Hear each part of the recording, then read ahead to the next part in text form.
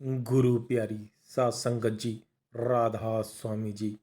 संगत जी, आज 15 नवंबर डेरा ब्यास में हुए बाबा जी और संगत के बीच सवाल जवाब मैं आज आपके साथ साझा करने जा रहा हूँ। संगत जी, आप इस वीडियो में शुरू से अंत तक बने रहें जी।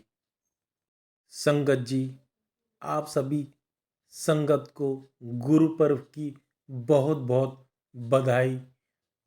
आशा करता हूँ कि बाबा जी से कि हम सभी पर बाबा जी अपनी ऐसे ही कृपा बनाए रखें और हमें अपने भजन सिमरन में ज़्यादा से ज़्यादा हमें हिम्मत बख्शें और अपने जन्म को हम सफल बना सके जी। आज 15 नवंबर को बाबा जी और हुजूर जी ने संगत को डेरे में दर्शन दिए जी। और आज शाम 4 बजे बाबा जी ने संगत के साथ सवाल जवाब किए हैं जी। एक बीवी ने बाबा जी से प्रश्न किया जी कि बाबा जी, मुझे नामदान मिला हुआ है लेकिन मुझसे भजन सिमरन नहीं हो पाता। बिना भजन सिमरन के मालिक से प्यार कैसे करूं? तो बाबा जी ने इस पर समझाया कि बेटा, सिर्फ कह देने से मालिक से प्यार नहीं हो जाता। कल को आपके बच्चे आपको बस लफ्ज़ों में ही कहें कि मैं आपसे प्यार करता हूँ, तो क्या आप उसने सच मान लेंगे? प्यार का एहसास तो तभी होता है जब करनी में हम जाहिर करते हैं। और मालिक के प्यार पाने के लिए भजन सिमरन ही एक तरीका है, उसके अलावा और कोई रास्ता नहीं है। फिर एक लड़की बाबा जी से कहने लगी कि बाबा जी, मैं बहुत ज़्यादा सोचती हूँ और मुझे लगता है कि ज़रूरत से ज़्यादा नहीं सोचना चाहिए। तो बाबा जी ने समझाया कि बेटा, हमें सिर्फ पॉजिटिव चीज़ों में ध्यान लगाना है और पॉजिटिव ही सोचना है। जब हमेशा पॉजिटिव सोचेंगे तो हमारे दिल दिमाग में पॉजिटिव थिंकिंग आने लगेगी। एक लड़के ने बाबा जी से पूछा कि बाबा जी, मेरी नानी को मेरी मम्मी नानी को भूल नहीं पा रही, उनके लिए बहुत ही रोती हैं। तो बाबा जी ने समझाया कि बेटा, जिनके साथ हम बहुत करीब होते हैं उनको भूल पाना बहुत ही मुश्किल होता है। मैं इस चीज़ को समझ सकता हूँ, लेकिन हमें यह भी नहीं भूलना चाहिए कि यहाँ जो आया है वह एक दिन ज़रूर जाएगा। बड़े बड़े महापुरुष भी यहाँ से चले गए, इसलिए इस सच्चाई को हमेशा हमें याद रखना चाहिए।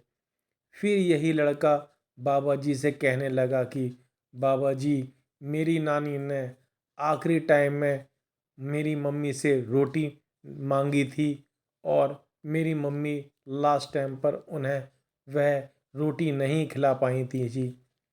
इस बात पर मेरी मम्मी को बड़ा ही इस चीज़ का अफ़सोस रहता है। इस पर बाबा जी ने उनको बड़े प्यार से समझाया कि बेटा, मन में कोई ऐसी बात नहीं रखनी। जो भी कुछ होता है उस मालिक के हुक्म से होता है। एक लड़की ने बाबा जी से पूछा कि बाबा जी, बुरे काम करने वाले लोग हमेशा खुश क्यों रहते हैं? जो सेवा भजन सिमरन करते हैं उन्हें हमेशा दुख तकलीफ क्यों आती है बाबा जी? तो इस पर बाबा जी ने समझाया कि बेटा, परमार्थ में आने का हमारा एक मकसद होता है, हमें खुद को इस संसार से छुटकारा दिलाना है। हमें बार बार आने जाने का चक्र ख़त्म करना है। अब अगर मालिक थोड़े बहुत दुख दे भी देता है तो बेटा, हमें इन चीज़ों का दुख नहीं मनाना चाहिए और हमें मालिक की रज़ा में रहना चाहिए। क्योंकि मालिक कर्मों का हिसाब किताब कर रहा होता है। जितनी जल्दी हिसाब किताब ख़त्म होगा उतनी ही जल्दी हम यहाँ से चले जाएंगे। फिर एक लड़का बाबा जी से प्रश्न पूछता है कि बाबा जी, मैं हर रोज़ सुबह जपजी साहब का पाठ करता हूँ, लेकिन जब मैं डेरे में आता हूँ तो यहाँ आकर मैं अपना पाठ नहीं कर पाता। तो इस पर बाबा जी ने समझाया है कि बेटा, हम हर चीज़ के लिए समय निकाल लेते हैं, लेकिन जब बारी मालिक की आती है तो हमारे पास वाहनों का एक भंडार होता है। बाबा जी बोले, समय तो बेटा आपको खुद ही मैनेज करना होगा अपनी दिनचर्या में। फिर एक बीवी कहने लगी कि बाबा जी, शादी को बहुत साल हो गए, लेकिन मेरी कोई संतान नहीं हुई। तो और इस वजह से मेरे ससुराल वाले भी मुझको काफ़ी सुनाते हैं और काफ़ी ताना भी देते हैं।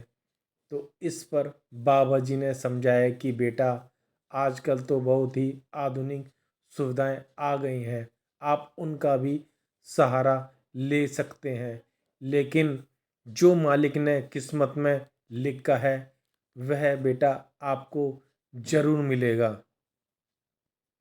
एक लड़की ने बाबा जी के सामने रोते हुए प्रश्न किया कि बाबा जी, मेरी मम्मी को मरे हुए 10-15 दिन हो गए हैं, वह हमें छोड़कर चली गई है। अब आप हमें बाबा जी कोई रास्ता दिखाओ जिससे मैं खुद को अपने आप को संभाल सकूं। तो इस पर बाबा जी ने समझाया कि बेटा, अगर वो मालिक के घर चले गए हैं तो हमें अफसोस नहीं जताना चाहिए, क्योंकि मालिक जो भी करता है हमारे भले के लिए ही करता है। हम तो बस अपने स्वार्थ के बारे में सोचते हैं। फिर एक लड़की बाबा जी से कहने लगी कि बाबा जी, मेरे पापा की डेथ हो गई थी, जिसकी वजह डॉक्टर की गलती थी। तो इस पर बाबा जी ने समझाया कि बेटा, जो चीज़ हमारे हाथ में नहीं है उस चीज़ को सोचने से क्या फ़ायदा। इसलिए आप ये सब ना सोचें, सब कुछ उस मालिक की मौत से होता है। एक लड़का, बाबा जी, मेरी आप उंगली कभी मत छोड़ना। तो बाबा जी ने उस पर समझाया कि बेटा, बाप जो है वह कभी अपने बच्चों की उंगली नहीं छोड़ता, बच्चे ही अक्सर अपने माँ बाप की उंगली छोड़ देते हैं। बाबा जी ने कहा कि बेटा, जैसे माँ बाप बड़े होते जाते हैं उनका झुकाव बच्चों की तरफ होता रहता है, और बच्चे जैसे बड़े बड़े हो जाते हैं उनका ध्यान दुनिया में फैलता चला जाता है। फिर एक भाई बाबा जी से कहने लगा कि बाबा जी, आज बहुत सालों के बाद आपने मुझे डेरे में बुलाया है। बाबा जी, इसका बहुत ही शुक्र है। आपसे बहुत दूर रहा हूँ, अब कभी खुद से दूर मत जाने देना। कभी बाबा जी अपना बिछोड़ा न आने देना। तो इस पर बाबा जी ने उस भाई को समझाया कि बेटा, मालिक कभी भी हमसे दूर नहीं है, वह तो हर पल हमारे साथ है। बस हम ही मालिक को पहचान नहीं पाए और उसका एहसास नहीं कर पाए। मालिक कभी हमारा हाथ नहीं छोड़ता, हम ही उसकी उंगली छोड़ देते हैं। आप भजन सिमरन करोगे तो मालिक आपके दूर होने का एहसास नहीं होगा। फिर इसके बाद एक बीवी बाबा जी से कहने लगी कि बाबा जी, मेरे पति यहाँ नहीं आए, लेकिन उनसे अपने जीवन में बहुत सी ऐसी गलतियाँ हो गई हैं तो बाबा जी मैं आपसे विनती करती हूँ कि आप उनको माफ़ कर दो। तो बाबा जी ने उस बीवी को बड़े ही प्यार से समझाया है कि बेटा, मैं माफ़ करने वाला कौन होता हूँ। मैं भी आप जैसा ही एक सेवादार हूँ और अपनी सेवा निभा रहा हूँ जो मुझे हुजूर महाराज जी ने दी है। जो गलतियाँ हो गई हैं उनसे सीख आगे बढ़ना है। अगर गलती करके फिर से दोहराते हैं तो मालिक को हिसाब भी हमें ही देना पड़ेगा। एक बीवी ने बाबा जी से कहा कि बाबा जी मैं अपने बच्चों को ज़बरदस्ती सत्संग में लेकर जाती हूँ और उन्हें ज़बरदस्ती शब्द और सुनने को और पाठ करने को भी कहती हूँ। तो क्या बाबा जी मुझे अपने बच्चों के साथ ज़बरदस्ती करनी चाहिए?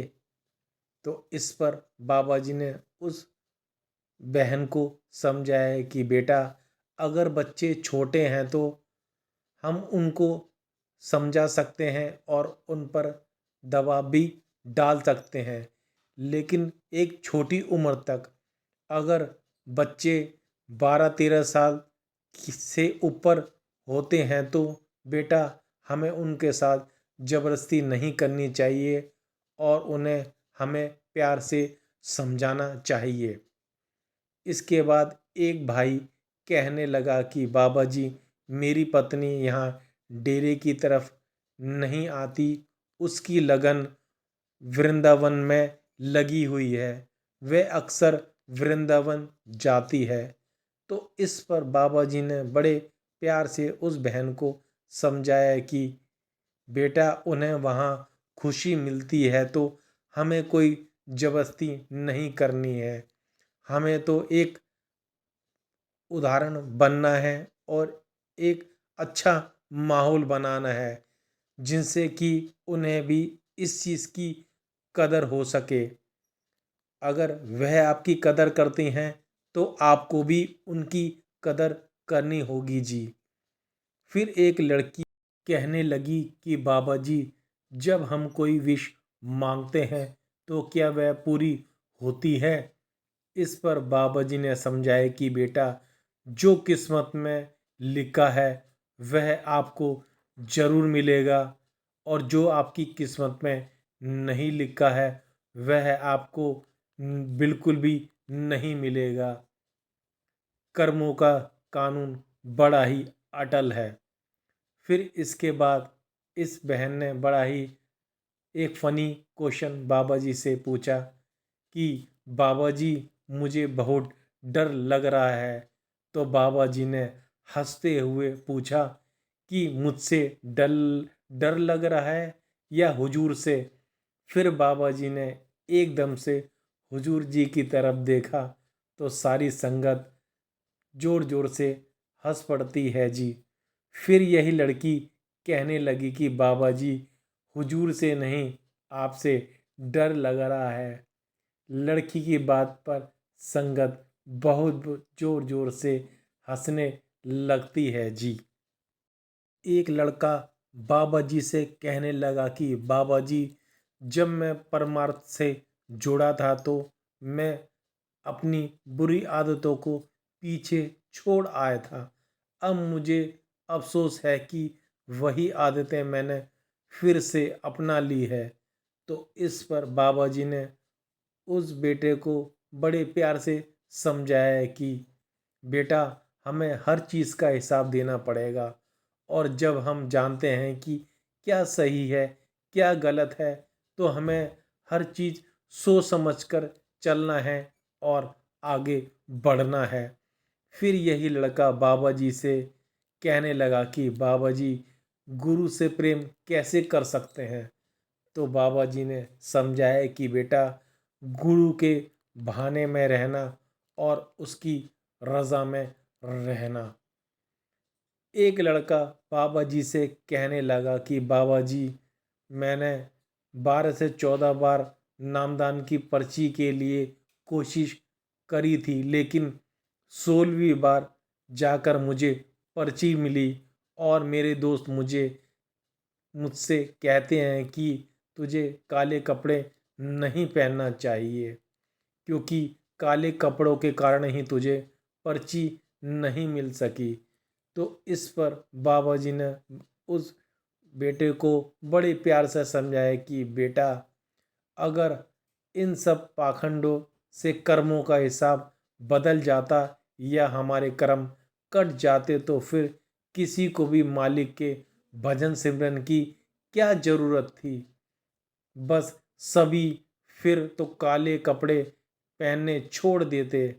आगे बाबा जी ने उसको समझाया कि बेटा, अगर इन टोने टोटकों से किस्मत बदल जाती तो बेटा मंत्रियों और प्रधानमंत्री को अपनी कुर्सी नहीं छोड़नी होती।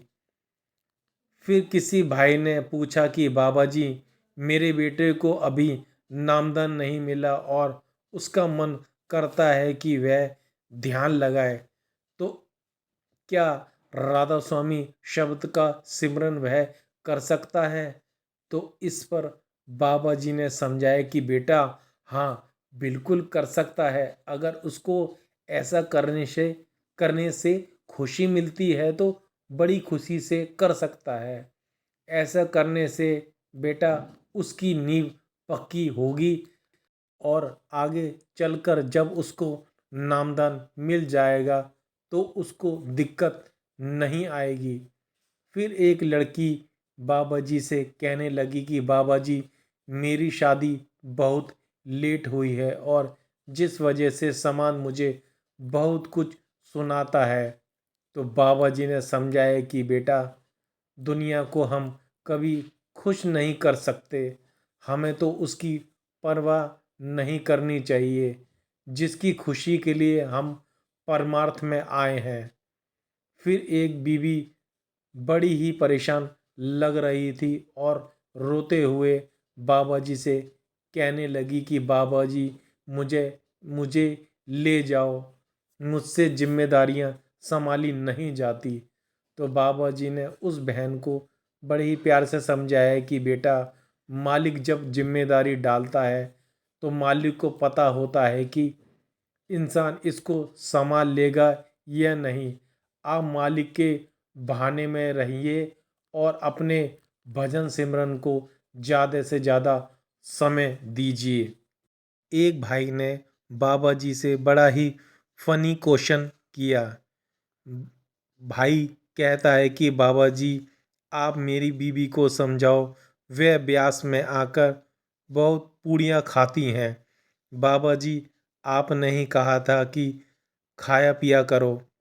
फिर बाबा जी ने बड़े ही अपने सुंदर ढंग से कहा कि मैंने कहा था, पर यह नहीं कहा था कि कुछ ज़्यादा खाया पिया करो। तो फिर इसके बाद बाबा जी ने कहा कि बेटा, फिर तो तेरे ससुराल वाले भी कहते होंगे कि मेरे लिए भी पूड़ियाँ लिया करो।